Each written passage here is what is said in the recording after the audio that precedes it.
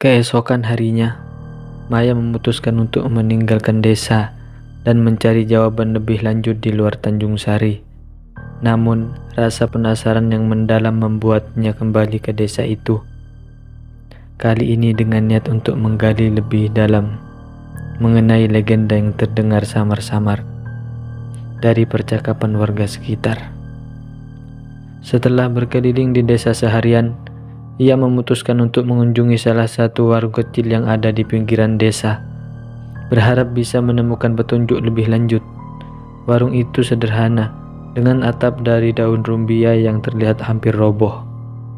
Seorang ibu tua duduk di belakang meja, menjual kopi dan kue kecil. Maya menghampiri meja dan memesan secangkir kopi, berharap ibu tua itu bisa memberinya informasi lebih banyak tentang desa ini. Sambil menyeruput kopi, Maya mencoba membuka percakapan dengan hati-hati.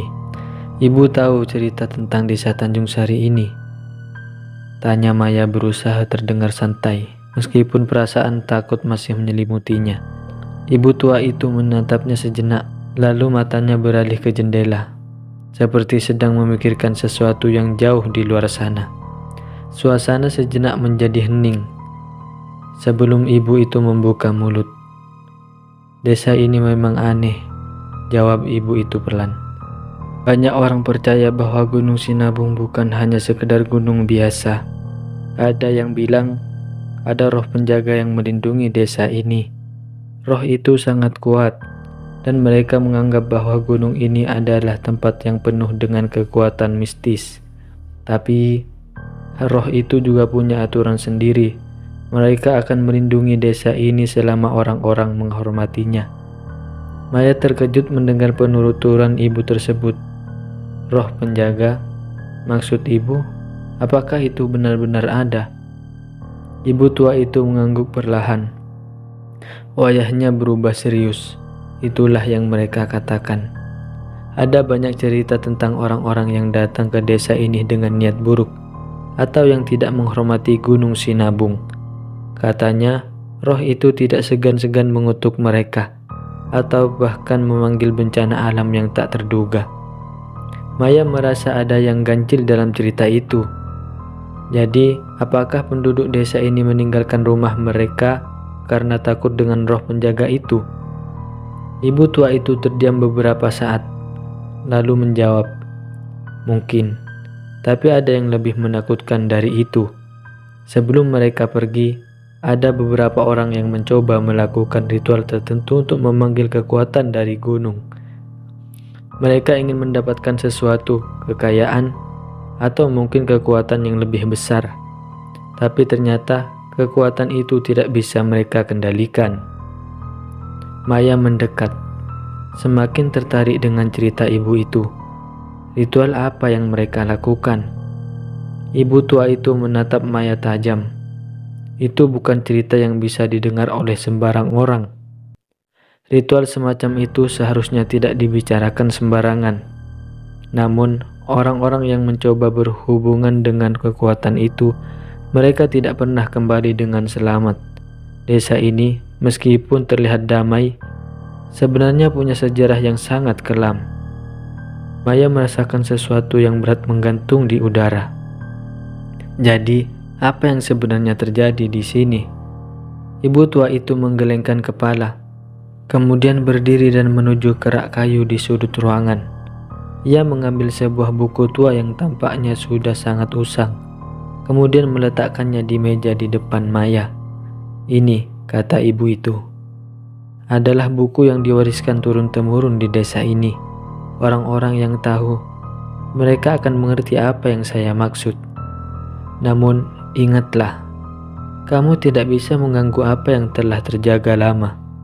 Jika kamu terlalu dalam menggali, kamu akan membuka pintu yang seharusnya tetap tertutup."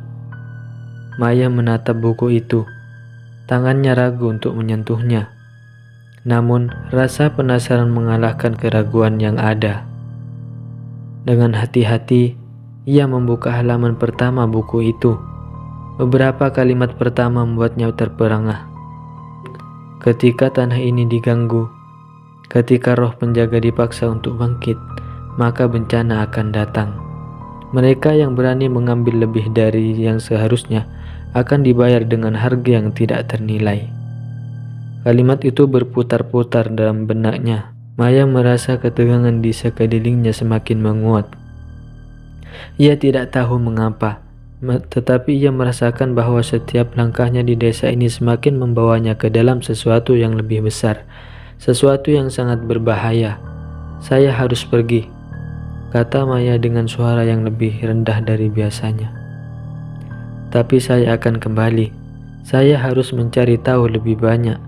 Ibu tua itu hanya menatapnya tanpa mengucapkan sepatah kata pun, seolah memahami keputusan Maya. Tetapi sebelum Maya pergi, ibu itu memegang tangannya sebentar dengan tatapan yang penuh peringatan. Jangan pernah mencoba mengganggu kedamaian yang ada di sini. Gunung itu memiliki cara sendiri untuk menjaga rahasianya, kata ibu itu pelan. Sebelum Maya meninggalkan warung kecil itu, dengan hati yang penuh keraguan, Maya kembali ke desa Tanjung Sari dengan hati yang semakin gelisah. Kepercayaan terhadap legenda tentang roh penjaga dan ritual gelap yang pernah dilakukan oleh penduduk desa terus menghantui pikirannya. Ia tidak bisa membiarkan rasa penasaran itu begitu saja. Ada sesuatu yang lebih besar dan lebih gelap di balik semua ini, dan ia merasa bahwa dirinya harus mencari tahu lebih jauh. Setelah berbicara dengan ibu tua di warung, Maya memutuskan untuk kembali ke rumah-rumah yang lebih tua dan terlupakan di desa, berharap menemukan lebih banyak petunjuk. Hari itu, cuaca mendung dan angin mulai bertiup kencang, memberi kesan seolah malam pun turun merasa tidak nyaman dengan keberadaannya di sini. Hati Maya semakin berat, tapi ia tidak bisa mundur begitu saja. Ia merasa bahwa dirinya sudah terlalu terjebak dalam misteri ini. Di sebuah rumah yang tampak lebih terpelihara dibandingkan dengan yang lain, Maya menemukan pintu belakang yang terbuka sedikit. Penasaran, ia mendekat dan memasuki rumah itu. Begitu melangkah masuk, ia merasakan suhu ruangan yang aneh, seperti udara yang terasa berat dan tebal. Dengan langkah hati-hati, Maya mengintari rumah itu, hingga akhirnya matanya tertumbuk pada sebuah lemari kayu besar di sudut ruang tamu. Di dalam lemari itu, ia menemukan sebuah kotak kayu tua yang tampaknya sudah sangat lama. Di atas kotak itu ada simbol yang tak dikenalnya, seolah dilukai ke permukaan kayu dengan benda yang tajam. Dengan rasa penasaran yang mendorongnya, Maya membuka kotak itu.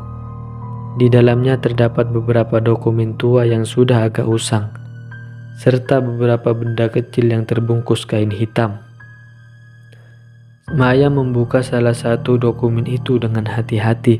Halaman pertama memperlihatkan tulisan tangan yang sudah mulai memudar, namun masih dapat dibaca.